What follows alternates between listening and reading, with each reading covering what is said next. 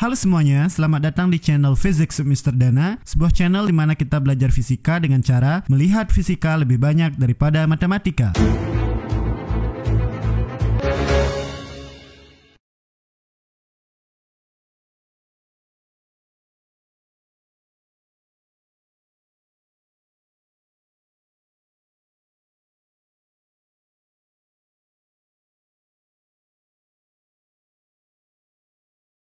Oke, di video kali ini kita akan membahas sebuah soal tentang gerak melingkar, khususnya yang terkait dengan hubungan roda-roda. Pembahasan soal dalam video ini akan membantu kalian memahami perbedaan antara kecepatan sudut dan kecepatan linier secara mendalam, serta memahami hubungan kedua jenis kecepatan ini dalam hubungan roda-roda. Berikut soalnya. Gambar di samping menunjukkan gear depan dan gear belakang dari sebuah sepeda. Pasangan gear depan belakang mana yang akan kamu pasang jika kamu melewati tanjakan, melewati turunan? Untuk bisa menjawab soal ini, ada dua hal yang perlu kalian pahami. Pertama, kalian harus memahami apa yang dimaksud dengan kecepatan sudut dan kecepatan linier. Kedua, kalian harus paham bagaimana hubungan kedua jenis kecepatan ini dalam gear sepeda pada kasus ini. Nah, dalam gerak melingkar dikenal dua jenis kecepatan, yaitu kecepatan sudut dan kecepatan linier.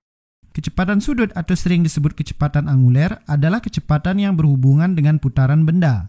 Semakin cepat putaran suatu benda, semakin besar nilai kecepatan sudutnya. Sedangkan kecepatan linier berhubungan dengan seberapa cepat benda itu jika dia dilepaskan dan bergerak secara lurus. Sebagai contoh, ban sepeda.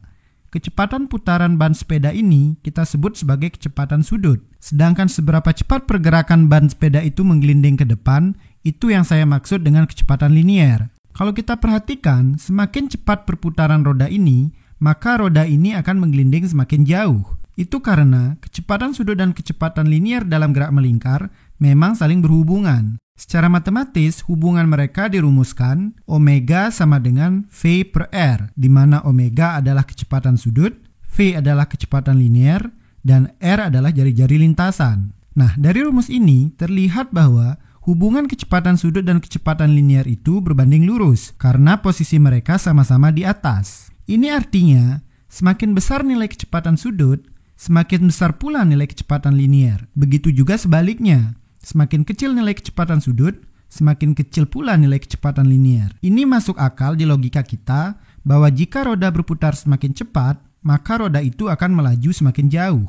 Dari rumus ini kita juga dapat melihat bahwa hubungan kecepatan sudut omega dan jari-jari R itu adalah berbanding terbalik karena posisi mereka berbeda. Omega posisinya di atas, sedangkan R posisinya di bawah. Ini artinya, untuk mempercepat putaran, kita justru harus mengecilkan jari-jari R. Dan untuk memperlambat putaran, kita justru harus memperbesar jari-jari R. Hal ini sesuai dengan logika kita, bahwa ketika kita memutar roda dengan gaya yang sama, roda yang kecil akan berputar lebih cepat dari roda yang besar. Untuk mengetahui hubungan kecepatan linier V dan jari-jari lintasan R, kita tidak bisa langsung menggunakan rumus ini. Kita harus mengatur ulang rumus ini menjadi V sama dengan omega dikali R. Sehingga sekarang kecepatan linier V berada sendirian di sisi kiri. Nah, dari rumus ini kita bisa melihat bahwa hubungan kecepatan linier V dan jari-jari lintasan R adalah berbanding lurus, karena mereka sama-sama berada pada posisi yang lurus. Ini artinya, untuk memperbesar kecepatan linier, kita harus memperbesar juga jari-jari lintasan. Begitupun sebaliknya. Ini memberikan kita kesimpulan bahwa sepeda dengan roda yang besar akan melaju lebih cepat dari sepeda yang beroda kecil.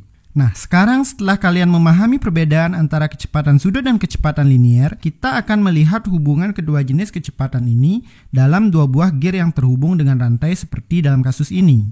Nah, karena kedua gear ini dihubungkan dengan rantai, maka kecepatan linier pada kedua gear akan sama, sedangkan kecepatan sudutnya akan berbeda, karena jari-jarinya berbeda. Gear yang kecil akan berputar lebih cepat daripada gear yang besar, sesuai dengan hubungan kecepatan sudut omega dan jari-jari lintasan R yang berbanding terbalik. Sehingga secara matematis hubungan tadi bisa kita tulis V1 sama dengan V2.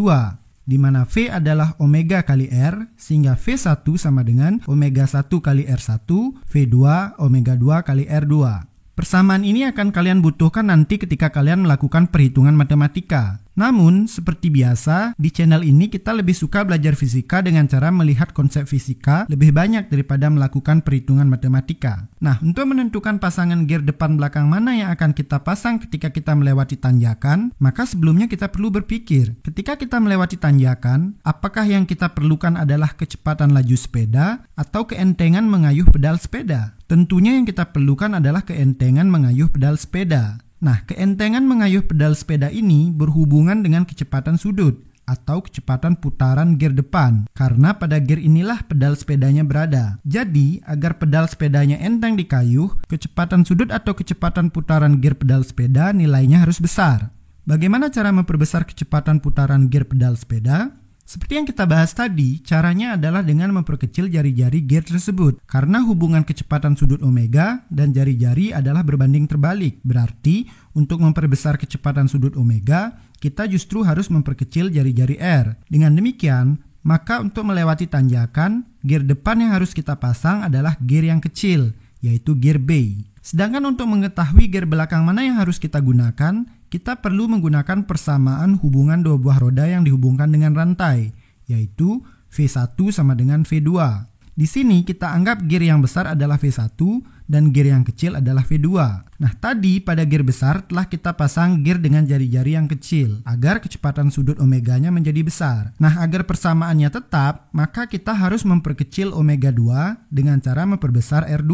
Analoginya begini, V1 sama dengan V2. Omega 1 kali R1 sama dengan omega 2 kali R2. Tadi telah kita buat omega 1 besar dengan cara mengecilkan R1. Maka agar persamaannya konstan, sekarang kita buat omega 2 yang kecil dengan cara memperbesar R2.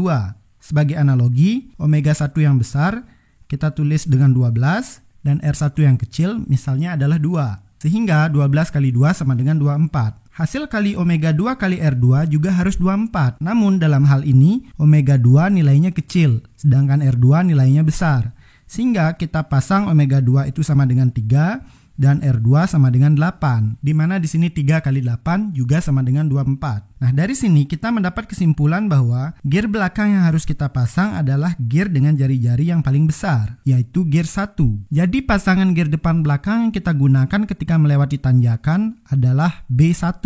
B adalah gear depan dengan jari-jari paling kecil dan 1 adalah gear belakang dengan jari-jari paling besar. Lalu pasangan gear yang mana yang harus kita gunakan ketika melewati turunan? Nah, kita akan tentukan ini dengan cara berpikir yang sama. Ketika kita melewati jalanan turunan, kita ingin pedal berputar lambat. Karena jika pedal berputar cepat, kaki kita akan kelelahan mengayuhnya. Selain itu, ketika melewati turunan, pedal juga terasa enteng, sehingga kita tidak perlu mengayuh putaran pedal dengan cepat. Nah, sesuai dengan hubungan omega dan R yang berbanding terbalik, agar pedal berputar lambat, gear depan harus memiliki jari-jari yang besar. Ini artinya kita harus memasang gear A, gear yang memiliki jari-jari paling besar. Sedangkan untuk gear belakang, kita harus pasang sebaliknya, yaitu gear yang memiliki jari-jari paling kecil. Agar persamaan kecepatan linear V1 sama dengan V2, nilainya tetap sama. Seperti analogi ini, V1 sama dengan V2. Omega 1 kali R1 sama dengan omega 2 kali R2. Nah, omega 1 di sini nilainya kecil dan R1 nilainya besar. Maka kita pasang omega 1 sama dengan 2 dan R1 sama dengan 12. Sehingga 2 kali 12 sama dengan 24. Nah, di sisi sebelah kanan, omega 2 nilainya besar dan R2 nilainya kecil.